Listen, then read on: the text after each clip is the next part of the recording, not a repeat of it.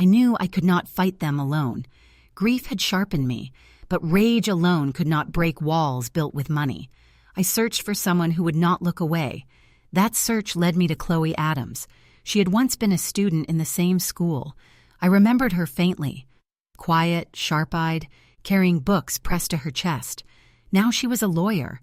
And when I told her Maya's story, I saw something shift in her face. Recognition. Old scars. They tried to silence me too, she said. I know what it feels like to be ignored. For the first time since Maya's death, I felt the weight in my chest ease. Not hope, not yet, but an ally. Chloe laid it out clearly. You can't attack them head on, she warned. The Browns have influence. The school has protection. If you charge in blindly, they'll bury you like they buried her. You need to strike where they can't see it coming, through the law, through the press, through their money. Her words burned into me like a blueprint. Not rage, strategy. I began gathering everything Maya left behind. The letter under her pillow, screenshots of her messages, chats with classmates where she begged for help, her journal filled with drawings of shadows and broken words, the videos, her humiliation played on repeat. Each piece became part of a file. Not just my daughter's cry. Evidence. Chloe taught me how to store it safely, duplicated, backed up, copies hidden so they could never erase it all. But I needed more. Proof that tied the school and the Browns together. Proof of money moving in the shadows. Through whispers and cautious glances, I found someone willing to help. A young staff member, weary of carrying secrets, offered me a key. Not to break in, but to enter quietly at night, as if I belonged. The office smelled of dust and paper. The drawers rattled as I pulled them open. Folders stacked neatly, too neatly. And then, pages that should never have existed, bank transfers, payments disguised as donations, funds moving from Brown accounts into school coffers, labeled as support for student welfare. But every line of numbers reeked of blood money. I copied them all. My hands shook as I fed the scanner, each page glowing under the light. I left everything as I found it. When I walked out, the envelope of truth weighed heavy in my bag. The next day, Chloe placed her hand on the stack. This, she said, is how they fall. But we were not ready yet. Evidence without light is only paper. We needed fire. Chloe introduced me to someone who carried fire in his voice. A young reporter, restless, eager. His eyes burned when I told him about Maya. I'll publish, he said. Not yet, Chloe cut in. When we strike, it has to be undeniable. No loopholes, no escape. So we waited. I gathered more. Every diary entry, every text thread, every whisper of corruption. At night, I became two people. The grieving mother who pressed her face into her daughter's pillow, whispering apologies, and the avenger who cataloged every lie, every transaction, every silence, bought with money. Sleep no longer mattered. Fear no longer mattered. The only thing that mattered was the day they would finally face what they had buried. And I promised Maya, when that day came, they would have nowhere left to hide. They found out sooner than I expected. A shadow at my back. A car that lingered 2 houses down. Phone calls no one would claim.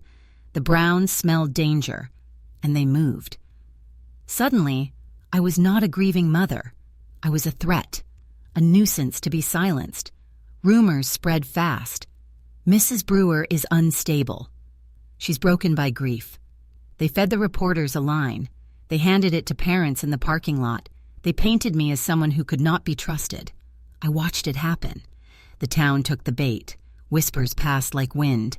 People who once nodded at me now crossed the street. Benjamin did not stop. He swaggered through hallways, untouchable. He pushed. He mocked. He smiled at teachers like he owned their silence. But things changed. Someone in his circle recorded him. A clip leaked, short, ugly. Benjamin laughing as he shoved a girl, friends cheering. The video landed in my inbox like a flare. I did not react the way they expected. I did not storm school meetings. I folded grief into a mask of calm. I pretended surrender. Maybe it's better if you step back, they said. Take some time. I smiled. I nodded. I let them think I was beaten. Behind that smile, I worked. I uploaded every file, videos, recordings, diary scans, into secure cloud, duplicated, hidden behind accounts they could not touch. I sent copies to Chloe. I sent copies to people I trusted. Then, one night, I went to their house. The Browns' backyard was a stage. Crystal glasses, loud music, men who believed money erased sin. I pressed my phone to the fence and recorded. Benjamin leaned close to a boy and laughed. Later, he flashed a small bag, white powder catching the light. Friends filmed, stupid and proud. I filmed them all, their laughter, their arrogance, their carelessness. When I left, my heart pounded, but not from fear, from purpose. Each clip was another nail in the coffin of their protection. The next day, Chloe's office smelled of paper and tension. She laid out the law like a map. "We can file," she said, "but you must be ready for what comes back." Her hand tapped the stack. "This is where we hit them. Financial trails, testimony. But without a decisive blow, they'll smother us with money and influence." I asked, "What is a decisive blow?" She looked at me. "You need a strike so clean they cannot deny it, a moment that wakes the public, a chain tying Benjamin to cruelty and the Browns to the payments. Without that, we risk being buried." Her words were a warning. Small victories would taste like ashes. I understood. We were not gathering trophies to soothe grief. We were building an arsenal. Every night became method. Plant a lead, test a contact, strengthen a witness, back up a file. Sometimes anger nearly broke me, but Chloe kept me steady. "You don't act on impulse," she said. "You act on proof." So I waited. As the town murmured about my sanity, I smiled behind the quiet. They thought I had fallen apart. They could not see the web I was weaving. Benjamin laughed in daylight. At night, he slept with recordings of his own arrogance stored on my servers, waiting for the moment Chloe and I would pull the cord and let the whole structure fall. They said she would speak. A friend of Maya's. Quiet. Honest. She agreed to meet. To tell the truth. I remember the first time I saw her. Hands folded, eyes fixed on the floor. She said she would testify. She said she would stand with me. Then the calls started. Whispered threats. Promises wrapped in money. The Brown name opened doors, closed mouths. She came to me 3 days later. Her face was different, pale, broken. "I can't," she whispered. "They called my mother. They offered. They promised things." Her voice trembled. "They said they would ruin us if I spoke." I felt the ground move under me. A hand pulled the rug from my life. For a moment, just a moment, I thought of giving up. I sat in Maya's room that night, the letter in my lap, her handwriting like a wound. I read it until the lines blurred. I clutched the paper until my fingers ached. Between the pages, the choice loomed. Stop or keep going. I thought of the principal's smile, of teachers who turned away, of townspeople who traded truth for comfort. I thought of the friend who had tried to help and retreated. Maybe it's over, I told the dark. Maybe the Browns had won. Maybe the world preferred silence. But Chloe called it dawn. Her voice was clipped, sharp, alive.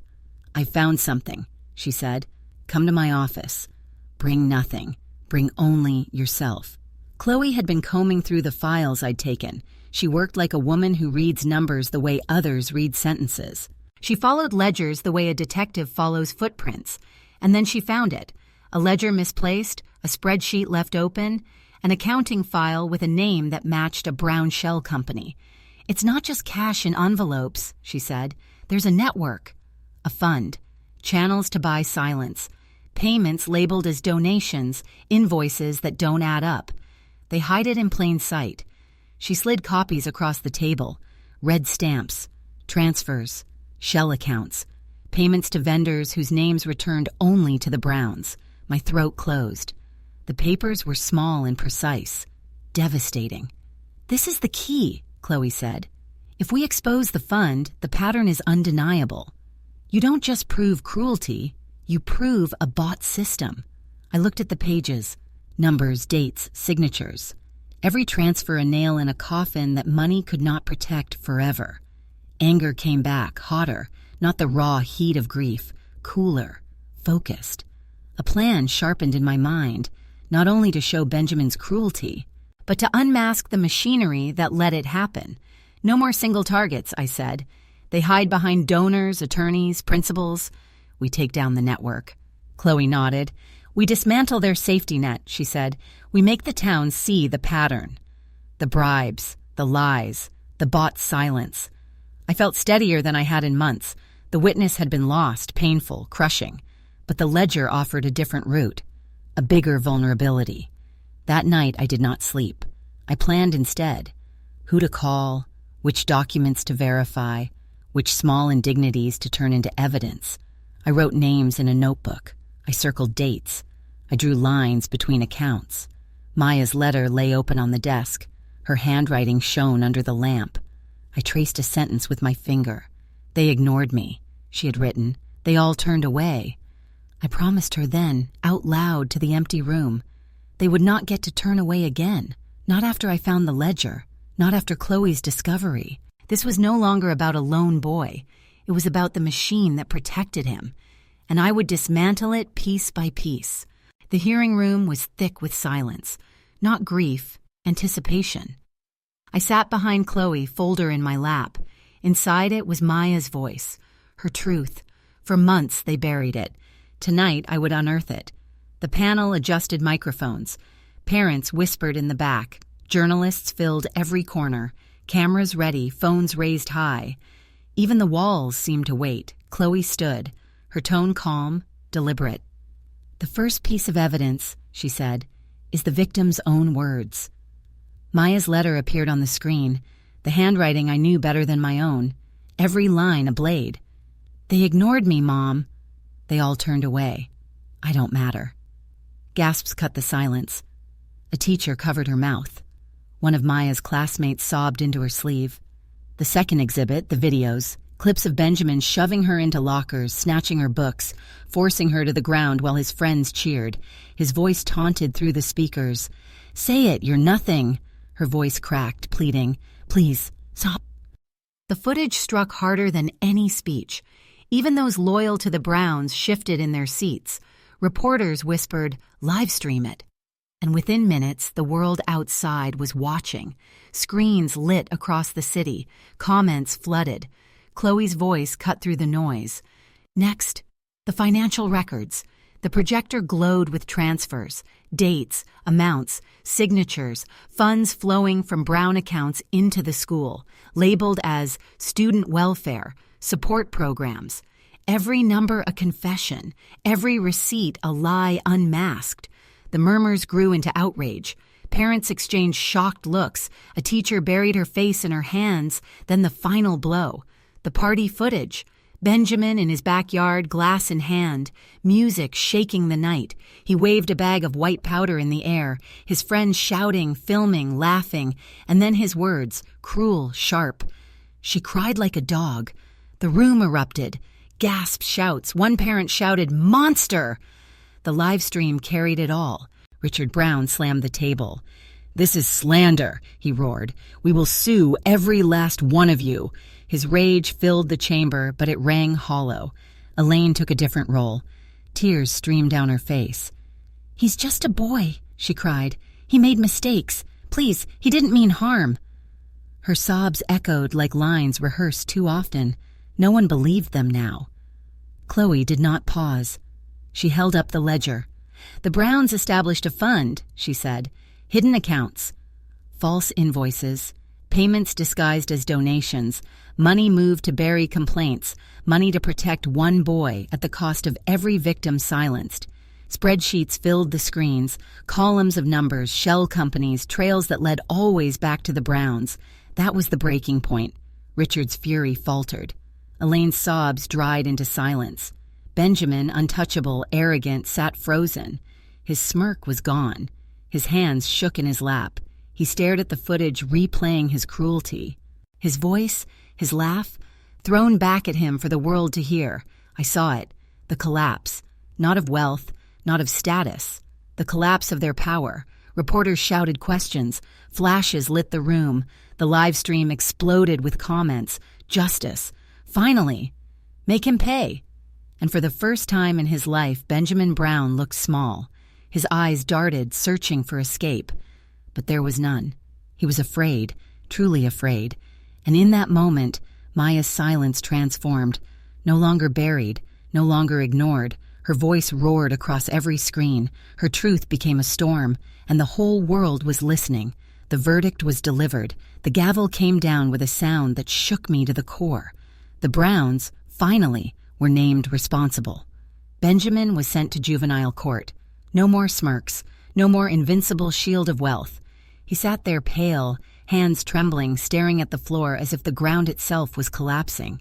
He was a boy stripped of arrogance, a tormentor reduced to nothing. His parents did not escape. Richard and Elaine faced criminal charges: fraud, bribery, obstruction.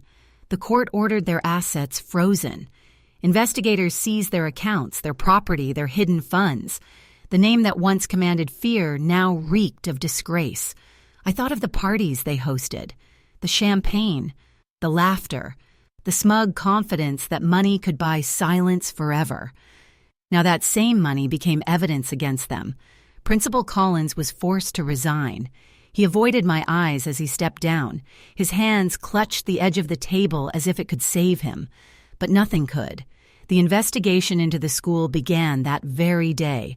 Every report, every transfer, every false note in the system was dragged into light. The walls that once stood against me had started to crumble from within. When it ended, the room exploded with noise. Reporters shouted questions. Flashes blinded me. Do you feel victorious? Do you believe this is justice? I said nothing. There was no victory. Justice is not clean. It does not erase a coffin in the ground. It does not give me back the child I lost. I walked through the crowd in silence, my footsteps steady, each one heavy with the weight of truth. They wanted triumph, but there was none. All I carried was the certainty that they had finally been forced to see. Outside, the city roared with life. Cars, voices, footsteps, all moving as if nothing had happened. But for me, everything had changed. I held the folder tight against my chest, inside. Her words, her voice, the proof of her suffering. I drove to the cemetery. The grass was damp beneath my shoes, the sky gray, clouds pressing low. Her stone stood quiet, unassuming, carved with her name. Maya Brewer, 16 years old, beloved daughter, silenced child. I knelt before it, placed a single white flower on the ground. My hand lingered against the cold stone. I whispered into the wind, "You were silenced, but now the world has heard you." Tears blurred my vision, but I did not collapse. Pain remained, sharp as ever, but grief was no longer my cage. It had become my weapon. I stood, voice echoing inside me, calm and final. Justice was not given. It was taken. My daughter's voice was silenced, but through me, it was heard. This is not revenge. This is remembrance. I turned from her grave. The city stretched in the distance, bridges over dark rivers, buildings glittering under restless skies. I walked onto the bridge alone, the wind pressed against me, cold but steady. The water below churned with shadows and light. Behind me lay the grave of my child. Ahead, the vast noise of a city that had finally been forced to listen. I stood there a long time, not as a widow, not as a teacher, not as a victim's mother, but as the woman who refused silence, the woman who made them hear. In my eyes, there was still grief, but in that grief burned fire, a fire that would not die, and I knew then her story would never fade again. The courtroom fell silent. The screen lit up with Benjamin's cruelty, his parents' bribes. His mother sobbed. His father raged. His smirk broke into terror. The gavel struck like thunder. Justice had arrived, but not by chance. It was built from grief, carried by a mother who refused to be ignored. My name is Alessia Brewer. I am 46, a middle school math teacher, a widow. For years, my life was quiet, almost predictable. Equations, classrooms, a small house, and my daughter, Maya. She was my world. Maya was 16, brilliant, introverted, a girl who found comfort in books and silence. But silence became her prison. It drew the wrong eyes. Benjamin Brown, 17, privileged, feared. He led a pack of boys who thrived on cruelty. They laughed when she walked by, pushed her in hallways, took her notebooks, recorded her tears, shared them online. Every humiliation became their entertainment, and when Maya tried to hide, they followed. To the library, to the locker room, even the basketball court. There was no safe place.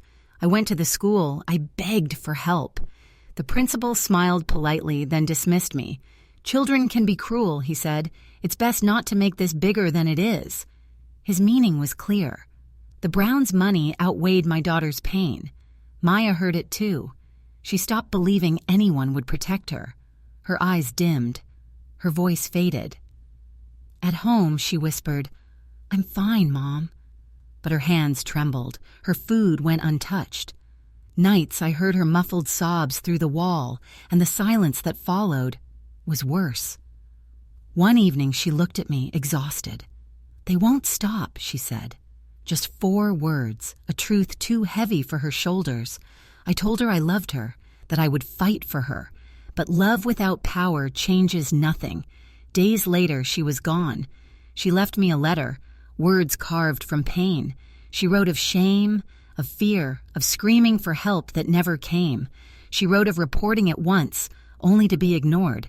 She wrote that the silence killed her before she chose to end it. I held that letter until my hands shook. And in that moment, I knew, if the world could be bought into silence, then I would break it. The school covered their ears. The Browns covered their tracks, but I covered nothing. I kept every detail alive. The library, the classrooms, the court places soaked in her humiliation. I carried them like weapons. Benjamin thought his name protected him. His parents thought their money erased guilt. The school thought complicity kept them safe. They were wrong. I was no longer just a teacher, no longer only a mother in mourning. I became the consequence of their silence. And this is where it begins. She left me a letter, folded neatly, hidden under her pillow. I found it after, pages filled with pain, words I can never forget. She wrote of humiliation, of being cornered in hallways, of laughter following her every step.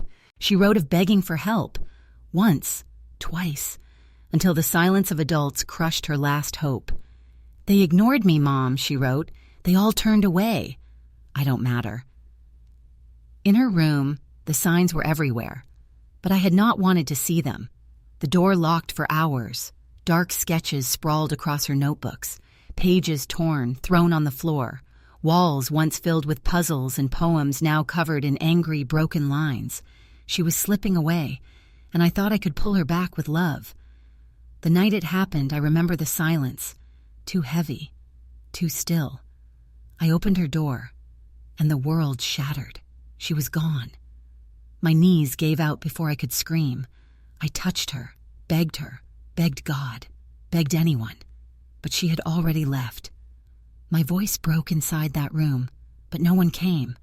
At the hospital, they told me there was nothing more to be done. I walked out carrying only the letter, as if those pages were the last piece of her I could hold. The funeral was small, almost cruel in its emptiness. A few teachers stood in the back, heads down, afraid of looking at me. A handful of her classmates came, eyes red with guilt. But the Browns, they did not come. Not a single flower, not a single word. Their absence screamed louder than any prayer.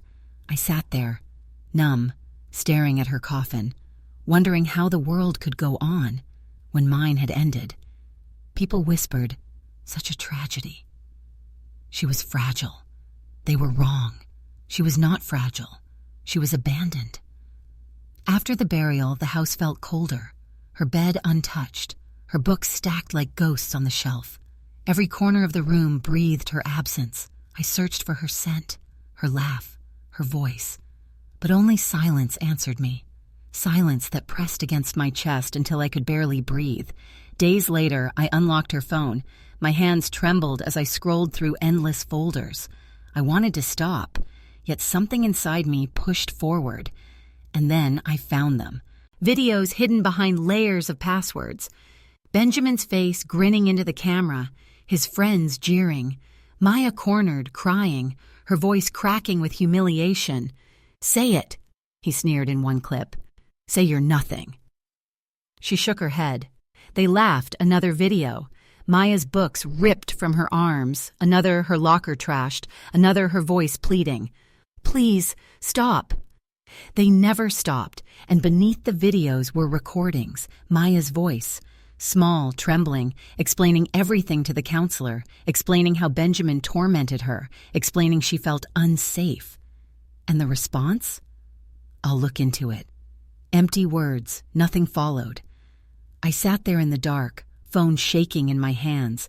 Every clip cut me deeper. Every cry hollowed me out. I whispered her name again and again, as if she could hear me, as if I could pull her back. But all I had was the truth she left behind. Raw, unforgiving, she had been silenced. But she made sure I would hear. She made sure I would know. And in that moment, grief hardened into something else. Not sorrow, not despair, but fire. I swore to her in that empty room, staring at the glowing screen, "They will pay, every single one of them." I walked into Principal Collins's office with the phone in my hand. I placed it on his desk. Videos, recordings, messages, proof of what Benjamin had done, proof of how Maya had begged for help. Collins watched, his face calm. Too calm, not shock, not outrage, only calculation. "Mrs. Brewer," he said softly, "these are serious allegations." "Then act," I answered. "My daughter is dead. Don't you dare look away." He leaned back, hands folded. "We'll investigate," he promised. "Trust the process." But I saw it. The same polished dismissal, the same smile meant to silence. His words were not promises. They were walls. I walked out shaking. The evidence still mine, but the power still his. I knew he would bury it, just as they buried her voice when she was alive. That same weekend, the Browns hosted a party. Their mansion lit like a palace. Guests in suits and gowns, local officials, donors, faces that mattered. They toasted, they laughed, they clinked glasses beneath chandeliers while my daughter lay in the ground. And the next morning, the headlines shifted. Maya Brewer struggled with mental health, a tragedy no one could have prevented. Such a fragile girl. Their money rewrote the story overnight. It erased the cruelty. It erased the truth. I went back to the school demanding records, attendance logs, complaints, reports. What I got were papers stamped and signed, yet empty where her voice should have been. Clean, convenient, false. Her name appeared only in fragments, notes that meant nothing. Absences blamed on illness, not one mention of the bruises on her soul. That night I searched deeper. In Collins's office, behind folders, I found it. An envelope, thick, heavy, inside cash, folded bills, silent proof. My stomach turned cold. Not just neglect, not just ignorance, corruption, paid silence. I stared at that envelope under the dim light. It was small, almost ordinary, but to me, it was a weapon.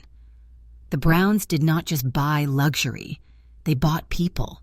They bought the school. A young teacher found me later. She pulled me into the hallway, her voice trembling. "You have to be careful," she whispered. "They've paid everyone. From the top down.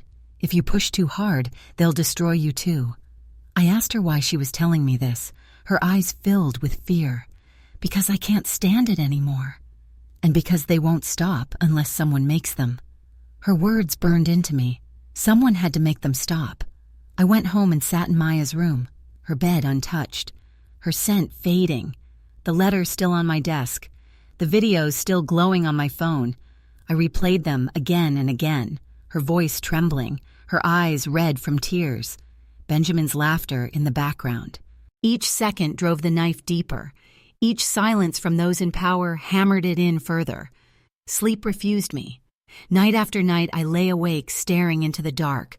Grief kept me alive. Rage kept me moving. I replayed every scene. Collins's practiced smile, the Browns raising their glasses, teachers turning away, parents whispering lies. Each silence was a weapon against my child, each bribe another nail in her coffin. I felt something shift inside me. No longer a teacher, no longer just a grieving mother. I was sharpening myself. Every tear, every sleepless night, every unanswered plea, they were becoming my fire.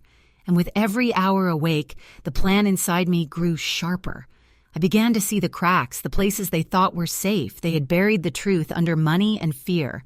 But the deeper they buried it, the harder it would explode when I unearthed it. They thought the truth had been silenced, but I was still here, and I was not afraid anymore. This was no longer grief. It was resolve, and it was only the beginning.